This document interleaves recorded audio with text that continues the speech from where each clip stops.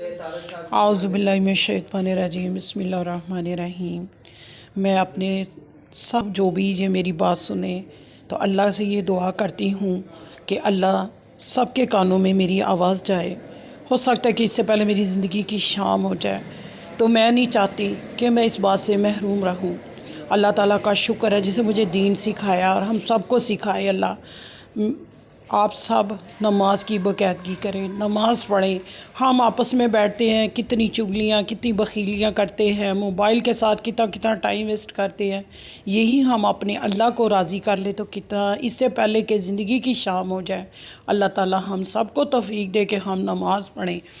سب نماز کا اللہ تعالیٰ نے سب نماز کا بہت درجہ ہے، اور دیکھو کیسی بات ہے، فجر کی نماز کا اللہ نے ایسا درجہ رکھا ہے، الصلاۃ خیر من النوم، کہ نیند سے بہتر ہے نماز۔ اٹھو اور اللہ کو سجدہ کرو۔ اور صبح کا اٹھنا، کہتے ہیں صبح کا اٹھنا روح کو پامال کرنا، یہ بڑی بات ہے۔ تو جو صبح اٹھتا ہے، کتنی سردی ہو چاہے ٹھٹھرتا ہو، اٹھ کے اللہ تعالیٰ کو سجدہ کرے، وضو کرے، اللہ تعالیٰ کتنے خوش ہوتے ہیں۔ اللہ تعالیٰ کہتا ہے مجھے سامنے پانا ہے تو نماز پڑھ، نماز بھی ایسی پڑھ میں تیرے سامنے آؤں۔ انسان کہتے ہیں نا، خدا بندے سے خود پوچھے بتا تیری رضا کیا ہے۔ کاش اللہ میں ایسے ہی ہو جائے کہ ہمارا ایک سجدہ بھی اللہ کو پسند آ جائے تو ہم کتنے خوش نصیب ہو جائیں۔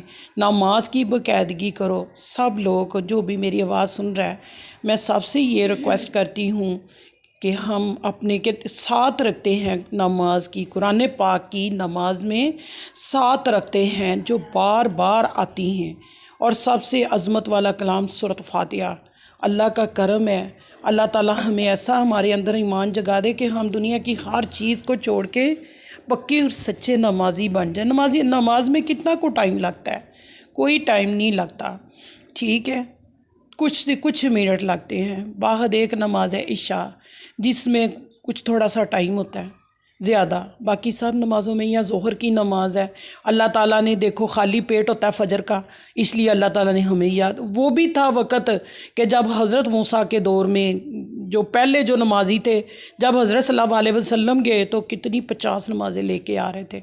تو حضرت موسیٰ کو پتہ تھا کہ میں نے اتنا کچھ کیا، میری قوم نے میری نافرمانی کی ہے۔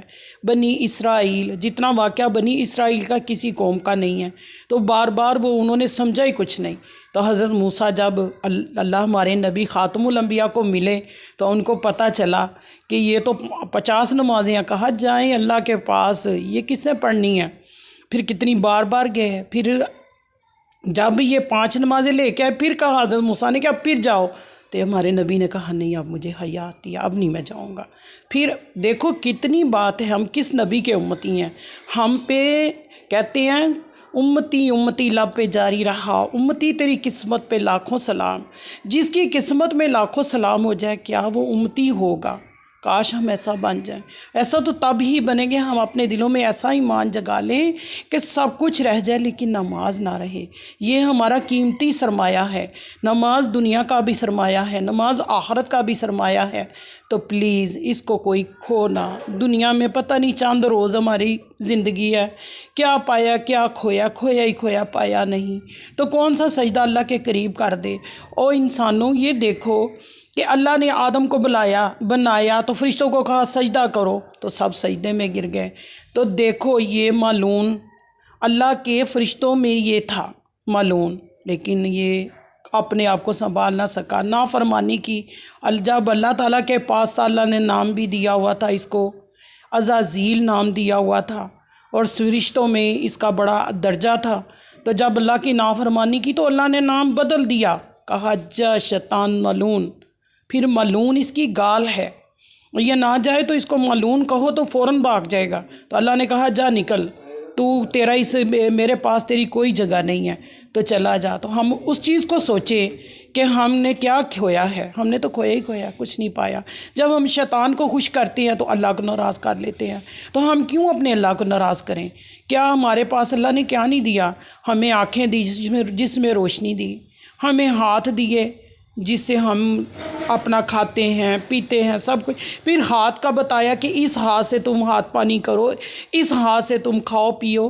2 ہاتھ دیے، 2 ٹانگیں دی چلنے کو، ہر چیز، سب سے اچھی زبان دی، اس سے اچھا انسان کا دل دیا۔ پھر اللہ نے کہا کہ تم دو چیزوں کی گواہی دو، تو ہمارے نبی نے کہا کہ اے میرے امتی تم دو چیزوں کی گواہی دو، تو میں اللہ کی قسم تم دو چیزوں کی گواہی دو تو میں تمہیں جنت کی گواہی دیتا ہوں۔ کہا کیا؟ ایک چیز زبان، کہ زبان کو خاموش رکھو، ایسی زیادہ بولنے والا بندہ ہمیشہ نقصان اٹھائے گا، کم بولو اور اچھی بات زبان سے نکالو، اور دو ٹانگوں کے جو بیچ ہے اس کی حفاظت فرماؤ تو تمہیں میں جنت کی بشارت دیتا ہوں۔ دو جبڑوں کے نیچے، دو ٹانگوں کے نیچے۔ اب آپ خود سمجھ جائیں، شرم حیا سے اچھی کوئی چیز نہیں ہے۔ جو اپنی عزت گاہوں کی کہتے ہیں، عزت گاہوں کی حفاظت کرنے والے مرد، عزت گاہوں کی حفاظت کرنے والی عورتیں، دیکھو ایک دوسرے کے ہم جنس ہیں۔ اللہ تعالیٰ ہم اپنے جسم کی حفاظت کر پائیں اور ہر برائی سے بچ جائیں۔ بس میں یہی کہوں گی کہ نماز کی باقاعدگی کر لیں اس سے پہلے کہ زندگی کی شام ہو جائے۔ تو مجھے خوشی ہوگی کوئی بھی اس بات کو اپنے ذہن میں نشین کر لے کہ میں کیا کہہ رہی ہوں، ٹھیک ہے؟ اور میری طرف سے سب کو اللہ حافظ۔